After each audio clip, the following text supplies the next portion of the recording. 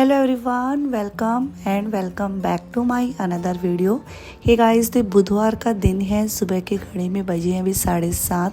बस अभी नहा धो के मैं किचन में आई थी और टिफ़िन की तैयारी करने के लिए, और नाश्ते की तैयारी लगभग हो चुकी थी। यथार्थ जब स्कूल गया था उस टाइम पे मैंने उसको बना के दिए थे ब्रेड सैंडविच। तो आलू बॉईल करके रखे हुए हैं, तो मसाला फिर से मुझे रेडी करना है। उस टाइम पे सिर्फ यथार्थ के लिए ही मैंने मसाला रेडी किया था और उसको फिर मैंने ब्रेड सेक के दे दी थी ग्रिल सैंडविच के ऊपर। तो यहाँ पे मैंने आटा लगा लिया है और आज बनाऊंगी मैं आलू गोभी की सब्ज़ी। तो वो फटाफट से मैं कुकर में ही बना लूँगी, तो क्या सही रहता है। एक विसल दूंगी और आराम से अच्छी सब्ज़ी बन जाएगी। तो आलू गोभी की सब्ज़ी, बस मैंने 2 आलू लिए, थोड़ी सी गोभी ली है। इस बीच क्या सौम्या के जो पापा हैं वो अपनी पूजा पाठ करते रहते हैं और मैं अपने इन कामों में लगी रहती हूँ। तो देखिए, हर अपना जो काम होता है ना वो पूजा ही होता है हमारा। सुबह सुबह बच्चों का देखना, हस्बैंड का देखना, खुद का देखना, ये भी एक पूजा ही होती है, ये भी एक सेवा होती है, निस्वार्थ सेवा होती है ना। तो बस यहाँ पे मैं अपना ये वाला काम कर लूँगी ना, जब इनको टिफ़िन दे दूँगी, नाश्ता दे दूँगी, उसके बाद मैं अपनी पूजा पाठ करती हूँ। आलू गोभी की सब्जी बस कट चुकी थी, यहाँ बैठ के इत्मीनान से मैंने काट ली। कितनी अच्छी धूप आके रखी है हमारे घर में ना, धूप बहुत अच्छी आती है सुबह सुबह 3 से 4 घंटा, और बहुत अच्छा विटामिन डी मिल जाता है। लेकिन बैठकर लेने के किसी को भी पास फुर्सत नहीं है। और यहाँ पे दूध भी आ गया था, दूध वाले भैया दूध भी दे गए थे और आज वो थोड़ा सा जल्दी आ गए थे। तो बस यहाँ पे मैं दूध है वो भी भिगोने में डाल के गर्म होने के लिए रख दूँगी। लेकिन सबसे पहले मैं सब्जी को छोंक दूँगी प्रेशर कुकर में, और बस स्टील का ही कुकर है। पहले मेरे पास एल्युमिनियम का भी कुकर था, उसको मैंने एक बार के लिए रख दिया है। कभी बहुत ज़रूरत पड़ेगी ना तभी उसको निकालूंगी, वरना एल्युमिनियम है और नॉन स्टिक है, ये बहुत ज़्यादा हार्मफुल कुकवेयर्स होते हैं, तो इनको अवॉइड ही करना चाहिए। तो यहाँ पे बस मैंने तेल डाल दिया था कुकर में, जीरा, राई, हींग डाल दिया था, बारीक चॉप किया हुआ टमाटर, अदरक और हरी मिर्च को डाल दिया है। और मसाला भूनने के लिए मैंने रख दिया है रेड चिली पाउडर और हल्दी पाउडर के साथ। और बस इस तरह से मसाला जब भुन जाता है, इसमें मैंने कोरिएंडर पाउडर, थोड़ा नमक भी ऐड कर दिया है। और ये मसाला 5 से 10 मिनट के लिए धीमी धीमी आंच पे थोड़ा सा पानी डालकर ढक के पका लेंगे। मसाला जब अच्छे से पक जाता है, वे कुकर में आप कोई भी सब्जी बनाइए बहुत बढ़िया बनती है। और हम फटाफट ऐसे ही बनाते हैं ना, तो वो वाला टेस्ट नहीं आता है, क्योंकि मसाला है वो भुना हुआ नहीं रहता है। तो यहाँ पे बस साथ में मैं मसाले को भी तैयार कर लेती हूँ ब्रेड में भर के डालने के लिए। तो बस उसमें मैंने वही मसाले हैं बेसिक से, नमक है, रेड चिली पाउडर है, थोड़ी सी हल्दी है, हरा धनिया है, हरी मिर्ची है, चाट मसाला है, आधा नींबू है, पेरी पेरी मसाला है, काली मिर्च है, ऑरिगानो, ये सब डाल दिया था। तो बस वो मसाला मेरा रेडी है। और आज पराठे नहीं खाने वाले हैं, तो बस ब्रेड सैंडविच है वो हो जाए। ग्रिल जो मेरे पास इसका तवा है उसके ऊपर ही मैं बना लूँगी। और बस फटाफट से अब रोटियां बनाऊंगी, क्योंकि अभी घड़ी में बज गए थे 8:45। आप कितना ही भागम भाग में जल्दी जल्दी में काम करो, मतलब टाइम ऐसे भागता है। लेकिन जब हम अपना जो टास्क है पूरा कर लेते हैं, तब वो खुशी होती है ना, वो अपने अंदर अलग ही होती है। तो यहाँ पे बस फटाफट से रोटियां सेक लूँगी और सैंडविच मैंने रख दिए हैं। सारे काम हो जाएंगे, इसके पापा को दे दूँगी टिफ़िन और नाश्ता, फिर इत्मीनान से बैठ के हम और आप बात करेंगे।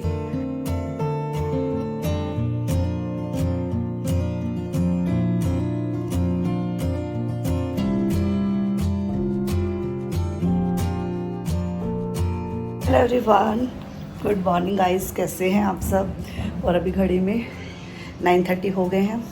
अब मैं अपने बाकी के काम निपटाऊंगी। तो टिफ़िन का काम हो जाता है अभी मेरा गला ख़राब है।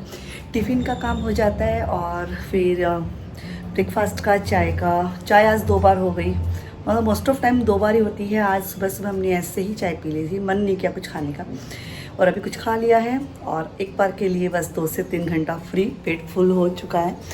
और अभी अपने कामों में लगूंगी और 5-10 मिनट बैठती हूँ। सौम्या के पापा अभी जस्ट निकले हैं और आज थोड़ा सा लेट हो गए थे, तो बहुत सारे काम हो जाते हैं और उनको खुद के भी इतने सारे काम हो जाते हैं। फिर उनका ऑफिस टाइम वैसे भी 11 o'clock तक का रहता है, तो चलता है, पहुँच जाएंगे। तो चलिए कामों को करती हूँ शुरू। और आज हमारे पीछे ना जैन मंदिर है, तो वहाँ भी खूब बड़ा फेस्टिवल है। तो सुबह से ही बहुत सुंदर सुंदर से ढोल वगैरह बज रहे हैं। तो काफ़ी मेरी फ्रेंड्स भी है, वो लोग भी आएंगे एकदम मस्त मस्त सज सज के। और आज हमारे मुंबई में, महाराष्ट्र में आज जो ईद है उसका जुलूस निकलेगा। तो बहुत मतलब वापस से आज बाहर होने वाली है चारों तरफ, और ये अच्छा लगता है। यही संस्कृति है, यही हिंदुस्तान है हमारा। हिंदुस्तान विविधता में एकता यही दिखाता है हमें। तो चलिए अपने कामों को करते हैं शुरू। हाँ जी, बार बार बोलना पड़ता है, मैं फेस टू फेस ही बोलना चाहती हूँ। लाइक कर दीजिए, कमेंट कर दीजिए। रुचिका की लाइफस्टाइल आप जैसी ही लाइफस्टाइल है, हम बहुत सिमिलर हैं एक दूसरे से। तो शेयर कर दीजिए और चैनल को सब्सक्राइब कर दीजिए, फर्स्ट टाइम है तो चलिए मैं उन ढोलों की आवाज़, मधुर मधुर आवाज़ सुनती भी जाती हूँ और अपने घर के कामों को करती हूँ।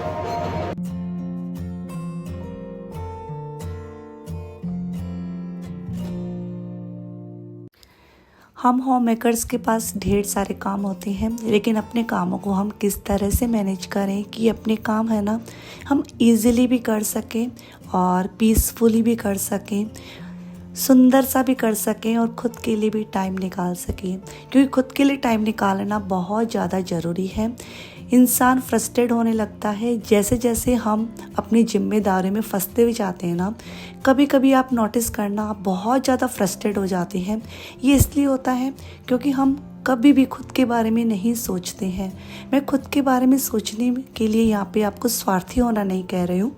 खुद के बारे में सोचना मतलब मुझे ऐसा क्या करना है कि दुनिया मुझे जाने, मुझे ऐसा क्या करना है कि सब लोग खुश हों। दुनिया के साथ साथ मेरे मन की खुशी का भी मुझे ख्याल रखना है।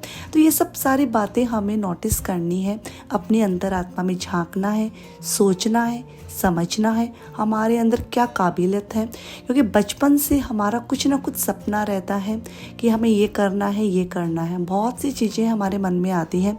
पढ़ाई के साथ साथ भी बहुत सारी चीज़ें रहती हैं, हमारी हॉबी भी रहती हैं, उसमें वो भी शामिल होती हैं। तो अपनी हॉबी को पूरा कीजिए। जब मैं मुंबई शहर में आई थी, मेरे को अचानक से मन में आया कि मुझे सिंगिंग सीखना है।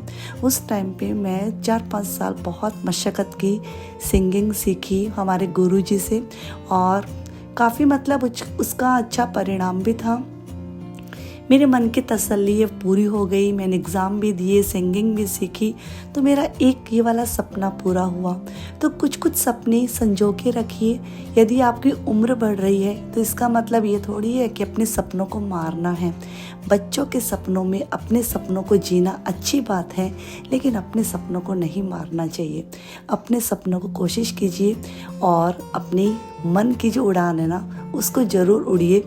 जानिए दुनिया कितनी ज़्यादा सुंदर है, और घर परिवार के साथ साथ बाहर निकलिए, आप देखेंगे दुनिया बहुत ज़्यादा सुंदर है। और अपनी हॉबी को ज़रूर पूरा कीजिए। मैं हमेशा ही बोलती हूँ, मुझे बहुत बार ऐसा लगता था कभी मैं कार चला पाऊँगी या नहीं चला पाऊँगी, लेकिन मैंने सीखा, कोशिश की।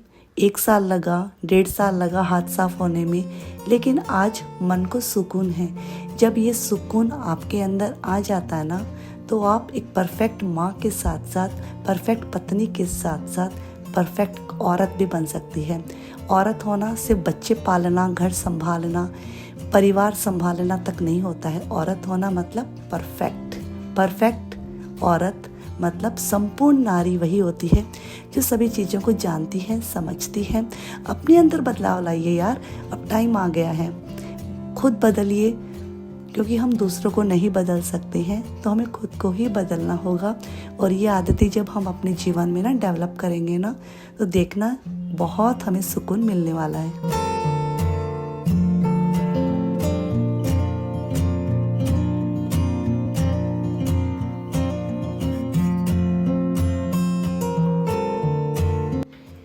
जैसा कि रोज़ रोज़ अपने कामों को बेहतर से बेहतर करने की कोशिश आपको सुकून देती है ना, वैसे ही अपने कामों को बेहतर से बेहतर करने का जो आपका जज्बा है वो आपको सुकून ज़रूर देगा। सुकून होता है वो मन से आता है। जो खुशी है वो आपके चेहरे की होती है और खुशी है वो पल भर में चली भी जाती है, लेकिन जो सुकून है वो अंतरात्मा से आता है, वो लंबे समय तक हमारे साथ रहता है।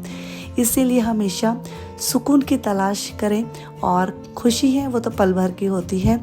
तो अपने जज्बों को उड़ान दीजिए, अपने जज्बों को पंख दीजिए और आप भी कुछ ऐसा कीजिए, क्योंकि मैं भी कोशिश कर रही हूँ अपने कामों को बेहतर से बेहतर करने की कोशिश। मेरे पापा हमेशा ही बोलते हैं कुछ करना कुछ ना करने से हमेशा बेहतर होता है।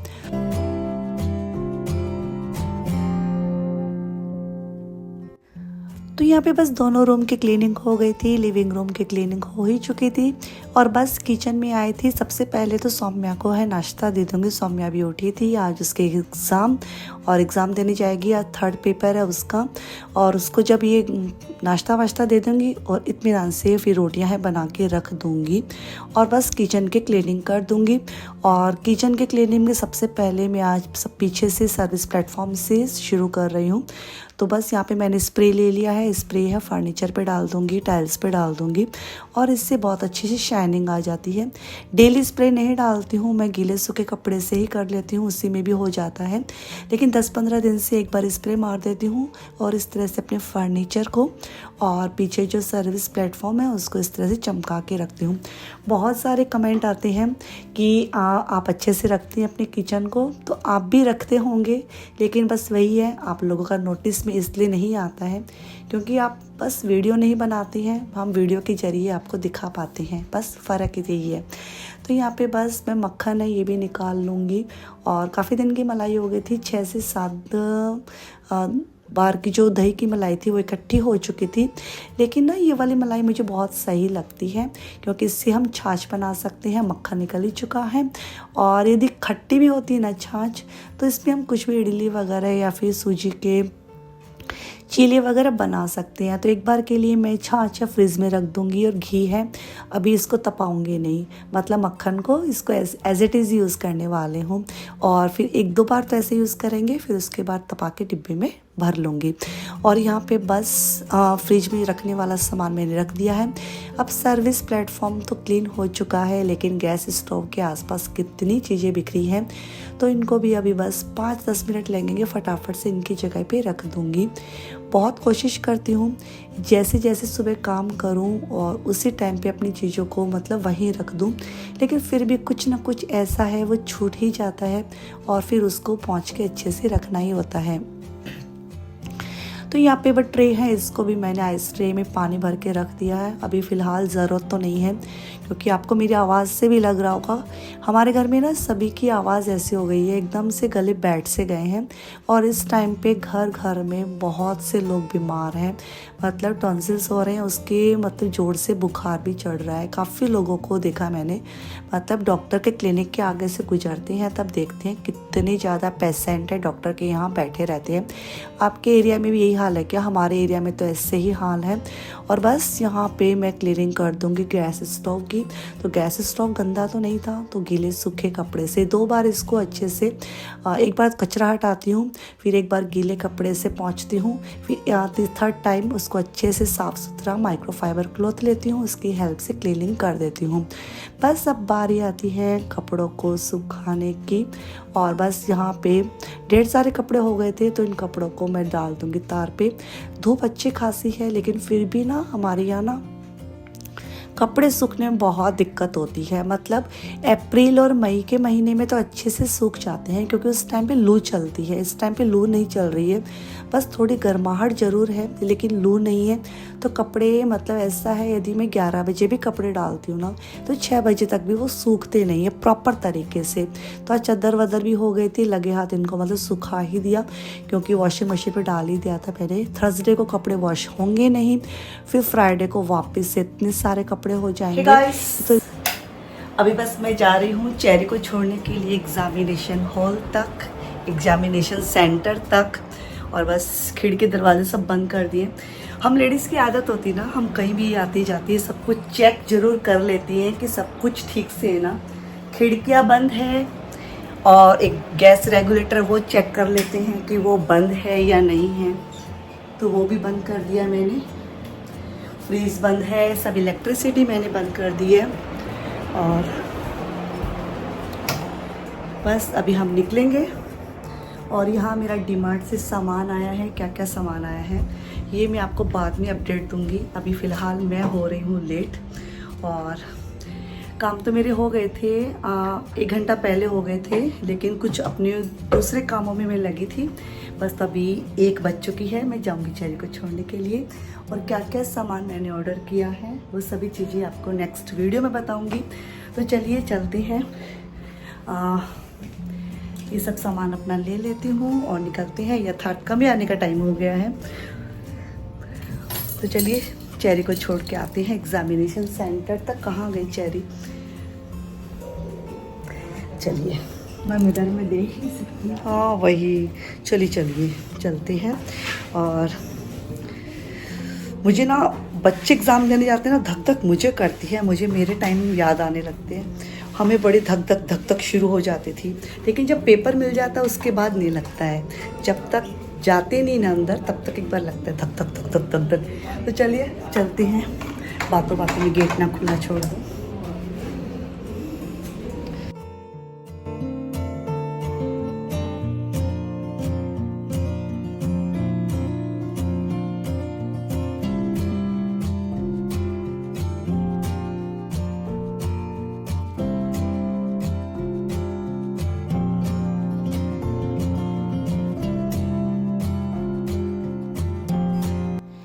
घर के कामों के साथ साथ कैसे स्मार्ट बने, क्या बाकी के काम भी मैनेज कर लें, बने एक स्मार्ट माँ। बहुत सारे काम हैं हम कर सकते हैं और इससे ना सेल्फ़ कॉन्फिडेंस आता है। सेल्फ़ कॉन्फिडेंस आने से ना बहुत ज़्यादा सुकून मिलता है। तो यहाँ पे बस मैं चेरी को भी छोड़ आऊँगी एग्जामिनेशन सेंटर तक, फिर आपसे वापस से मिलती हूँ। बस अब मैं पहुँच गई हूँ अपनी बिल्डिंग के सामने। अब जाऊँगी घर पे, थोड़ी देर रेस्ट करूँगी। यथार्थ और मैं बैठ के खाना खाएंगे और बस इसी के साथ मैं रुचिका एक छोटा सा वीडियो यहीं पे एंड करती हूँ। उम्मीद करती हूँ छोटा सा वीडियो भी आपको पसंद आया होगा। तो पसंद आए तो प्लीज़ लाइक कीजिएगा, कमेंट कीजिएगा, रुचिका के लाइफ स्टाइल को ज़्यादा से ज़्यादा शेयर कीजिएगा। और till then take care, bye bye, love you all.